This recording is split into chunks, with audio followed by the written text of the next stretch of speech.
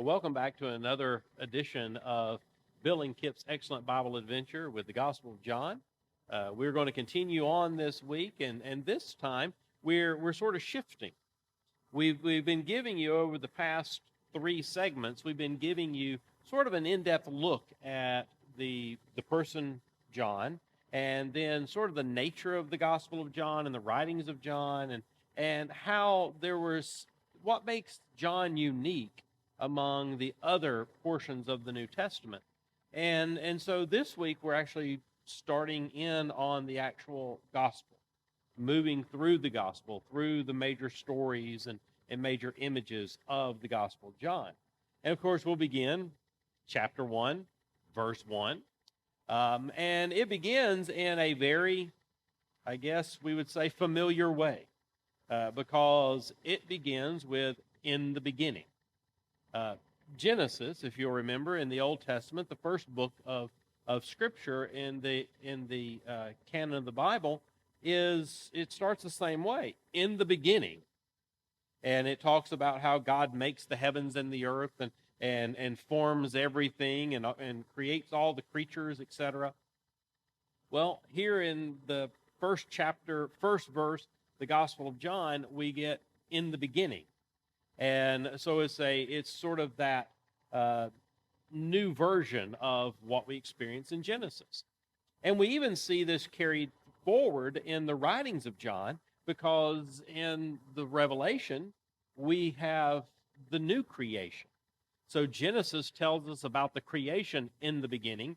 Revelation tells us that there'll be a new creation. And there's actually a school of thought out there that when John's gospel is written, that the idea would be that it would be the first of the scriptures to be read, and so it would take that balancing place. The Hebrew scriptures begin in the beginning. The Christian scriptures begin in the beginning. You see God's hand at work in both places, and you see Christ. You see Jesus at work in the creative energy. And so that's sort of where we're going to begin, is there. I will say I love the beginning of John's gospel. Yeah, it's unlike the other gospels. Oh, absolutely. Where, particularly Matthew and Luke, you've got the stories of Jesus' birth. Right. This is sort of his birth story. Sort of, but you know, it's not. In Matthew and Luke, you get tied up in genealogies, right, where you're going through, and this person begat that person, who begat that person, etc., etc. And here you get this beautiful language and this flowing image of light and darkness and all of this that's going on. And just like in the original Genesis, you have separation of light from darkness, and all here you have light and darkness. And I've always said that if I could pick one passage of Scripture to do this with, probably the start of John's Gospel. I'd really like to hear James Earl Jones read this. Yeah. Because wouldn't that be powerful? Yeah. I mean, the voice of James Earl Jones reading it, that'd be good stuff. But we don't have that. And not in the budget. Definitely not in the budget. And so we're not even going to try. But we are going to get into the actual meat of this powerful gospel today. And so start us off with that prologue that we love. Well, and the big piece that comes through is, in the beginning was the Word, and the Word is not the Word. The Word in Greek means logos, and that's a very kind of a simple word for us. We get the word logo, but it's also the word that we would use for logic, and so we find it.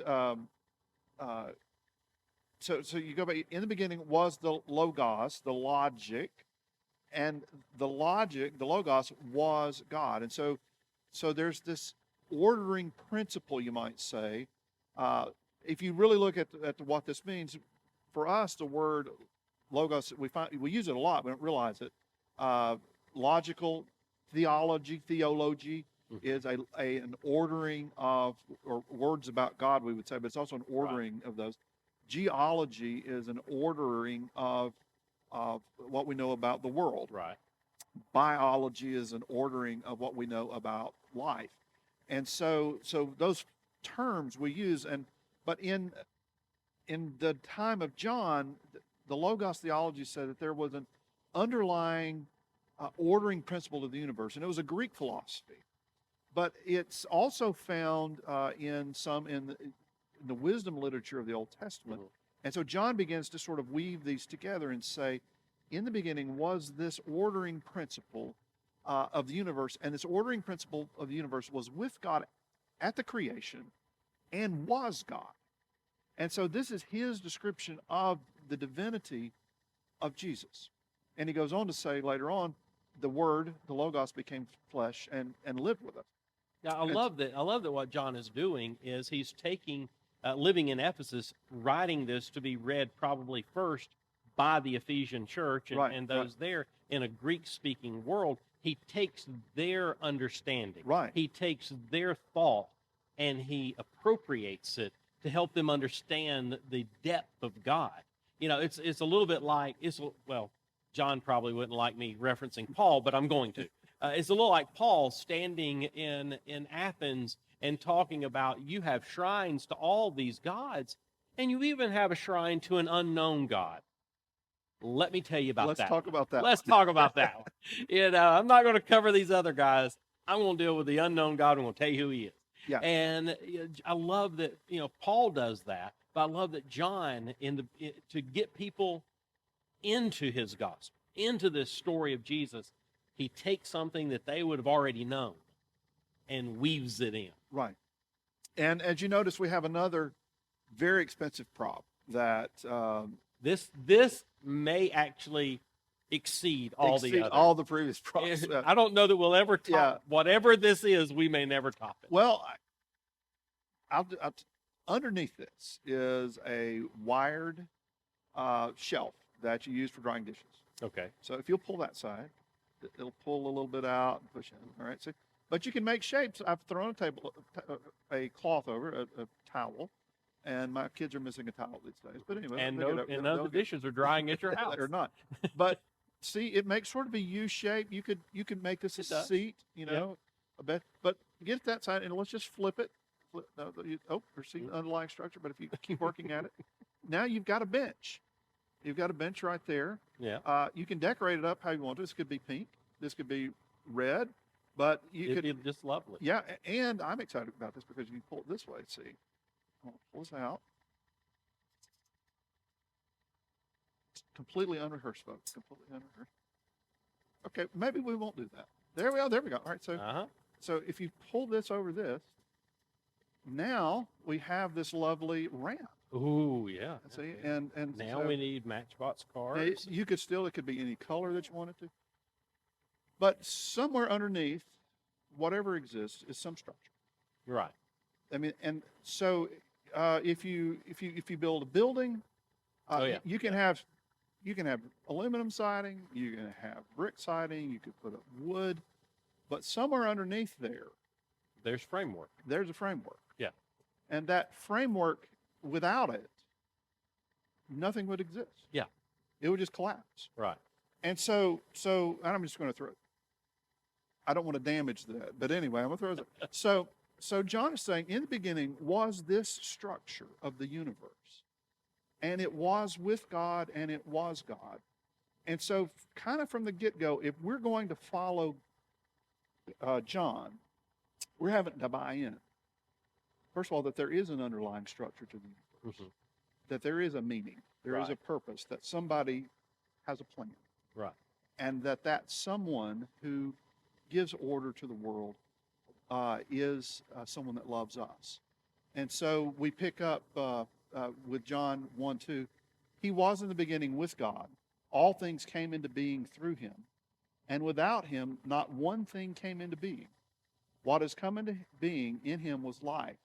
And that life was the light of all people. The light shines in the darkness, and the darkness did not overcome it. That word can also mean comprehended. Is that double entendre that John likes to use. And so we see a lot of themes going on here in the prologue that we've got to be ready for. You've got the light theme. Jesus says, I'm the light of the world. The light here shining in the darkness. Life is another word that we didn't talk about in the other episode about big words. but life is the word Zoe. If you know a girl whose name is Zoe, that's Greek for life, and that is a huge word for John. And so, so Jesus was kind of, to go back to the Matthew and Luke. How do you define who Jesus is? Well, he was born of the Virgin Mary. He came into this world. He was divine, son of God, son of man. Right. For John, he was in the beginning, and he doesn't really describe how he became. He just says he became human. Right. But he was with God in the beginning, and he is the one that gives structure to everything that he does. Like in the Nicene Creed, talking about that he was begotten, not made. He was Right, one right. with the Father, basically. Right. But because he was there in Genesis, and now he's here in the New Testament. Right. The same God, the same framework is at work, and is still there, and that Jesus is a part of this Godhead that holds it all together. Exactly. And so that's his part of it, describing the Trinity, is to see Jesus as this ordering principle of the world that becomes flesh.